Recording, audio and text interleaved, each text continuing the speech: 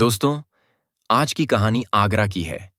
आगरा में बाह थाना क्षेत्र के जरार के हवेली मोहल्ले में रविवार सोमवार मध्यरात्रि शारदा देवी और उनकी बेटी कामिनी सभी गहरी नींद में सोए हुए थे। उस समय रात के 3 बज रहे थे। अचानक एक मकान में चीख पुकार मच गई। शोर सुनकर आसपास के लोग जाग गए और उस मकान की ओर दौड़े। उन्होंने देखा कि चीखती हुई कामिनी दरवाजे से बाहर 20 कदम दूर आ गई। बाहर वह एक ही बात बोल रही थी, गोविंद ने मार डाला, गोविंद ने मार डाला। कामिनी के पड़ोस में रहने वाले चाचा गणेश, दादी शकुंतला व भाई मनीष भी आ गए। ग्रामीणों व घर वालों के आने पर हत्यारा गोविंद सबको चाकू दिखाकर धमकाता हुआ भाग गया। जब लोग मकान में पहुंचे तो वहां का वीभत्स दृश्य देखकर सहम गए। कामिनी की मां शारदा देवी घर के फर्श पर तथा रागिनी दरवाजे के पास खून से लथपथ पड़ी हुई थीं। अत्यधिक खून बहने से दोनों की सांसें थम चुकी थीं। लोगों को आया देख डरी सहमी घर की बहू रेखा कमरे की कुंडी खोलकर बाहर आई। वह भी गंभीर रूप से घायल थी। उसने बताया, पड़ोसी गोविंद ने सास और ननद पर चाकू से हमला किया। जब वह उन्हें बचाने आई तो उस पर भी हमला कर घायल कर दिया। वह किसी तरह जान बचाकर कमरे में भागी और अंदर से कुंडी लगा ली। इसी बीच किसी ने इस घटना की सूचना थाने को दे दी। यह बात 8 मार्च 2021 की है। डबल मर्डर की सूचना मिलते ही थाना प्रभारी विनोद कुमार पुलिस टीम के साथ मौके पर पहुंच गए। डबल मर्डर की घटना से कस्बे में सनसनी फैल गई थी। तब तक मकान के बाहर भीड़ जुट गई थी। मामले की गंभीरता को देखते हुए थाना प्रभारी ने अपने उच्चाधिकारियों को अवगत कराया। अंतर्राष्ट्रीय महिला दिवस के दिन ही 2 महिलाओं की हत्या होने से हड़कंप मच गया। आनन फानन में फोरेंसिक टीम और डॉग स्क्वाड मौके पर पहुंच गए। दरअसल आगरा के थाना बाह के कस्बा जरार के मोहल्ला हवेली निवासी उमेश सविता की करीब 15 साल पहले मृत्यु हो चुकी थी। पत्नी शारदा देवी जरार के प्राइमरी स्कूल में रसोइयां का काम कर परिवार पाल रही थीं। उनके 5 बेटे बेटियों में राहुल और लक्ष्मी की शादी हो चुकी थी। तीसरे नंबर के बेटे मनीष के विवाह की तैयारियां चल रही थीं। चौथे नंबर की बेटी रागिनी की पिछले साल बीमारी से मौत हो गई थी। सबसे छोटी कामिनी का भी रिश्ता तय हो चुका था। उच्चाधिकारियों ने घटनास्थल का बारीकी से निरीक्षण किया और मां बेटी के कत्ल के दौरान गंभीर रूप से घायल हुई रेखा को उपचार के लिए अस्पताल में भर्ती कराया। मां बेटी के गले व सीने पर चोट के गहरे निशान थे। दोनों की हालत देखने से लग रहा था कि हत्या के लिए बेहद क्रूर तरीका अपनाया गया था। मौत से पहले दोनों ने हत्यारे के साथ संघर्ष भी किया था।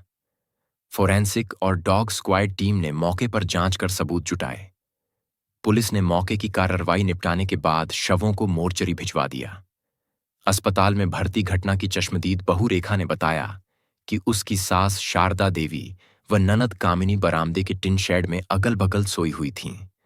गोविंद छत से घर के अंदर आया था। सीढ़ियों से नीचे आने के बाद उसने दोनों पर हमला कर दिया। रेखा अपने 5 महीने के बेटे सार्थक के साथ कमरे में सो रही थी। चीख पुकार सुनकर वह जाग गई और सास व ननद को बचाने दौड़ी। अपनी पहचान होते देख आरोपी गोविंद ने रेखा पर भी चाकू से हमला कर दिया। जान बचाने को रेखा कमरे की ओर दौड़ी और अपने आप को कमरे में बंद कर लिया। घटना के समय घर में कोई पुरुष मौजूद नहीं था।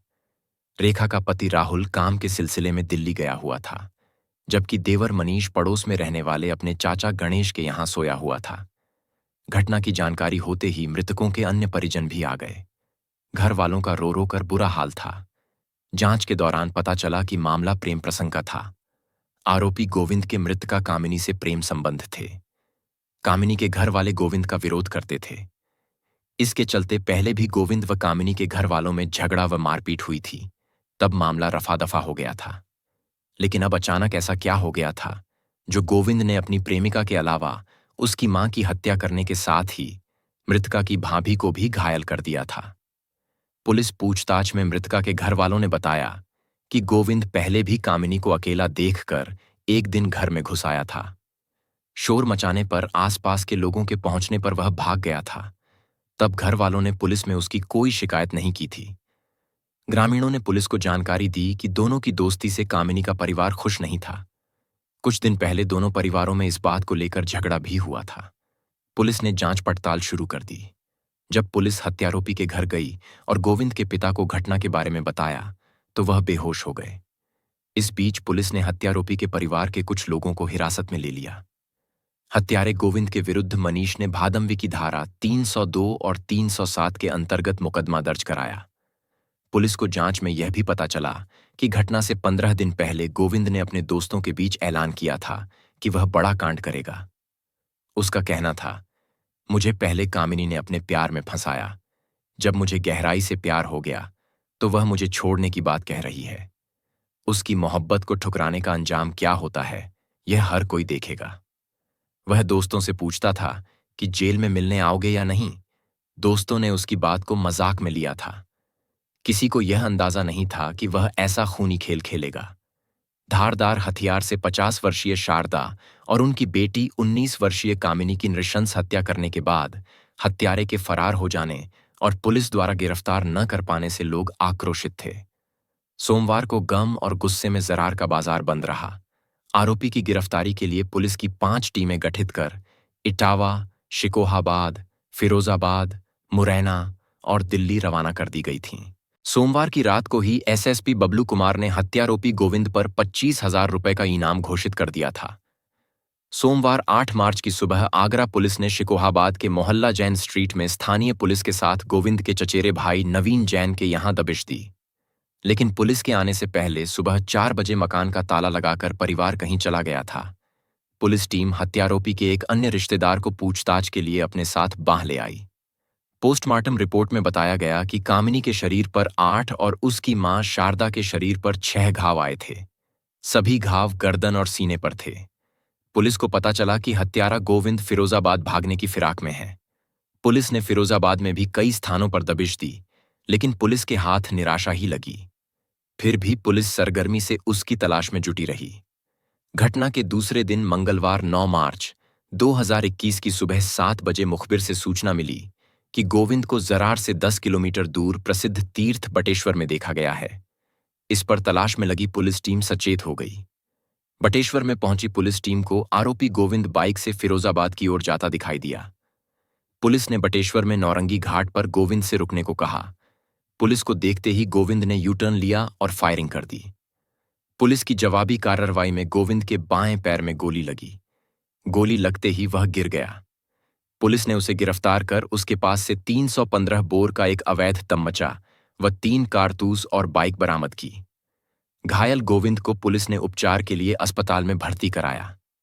पुलिस पूछताछ में दोहरे हत्याकांड के आरोपी गोविंद ने पुलिस के सामने अपना जुर्म कबूल कर लिया। उसका कहना था, मैं हर रोज दर्द नहीं सह सकता था। गोविंद से पूछताछ के बाद डबल मर्डर की जो कहानी उभर कर सामने आई वह कुछ इस प्रकार थी। कामिनी और गोविंद बाह के जरार कस्बे के मोहल्ला हवेली में रहते थे।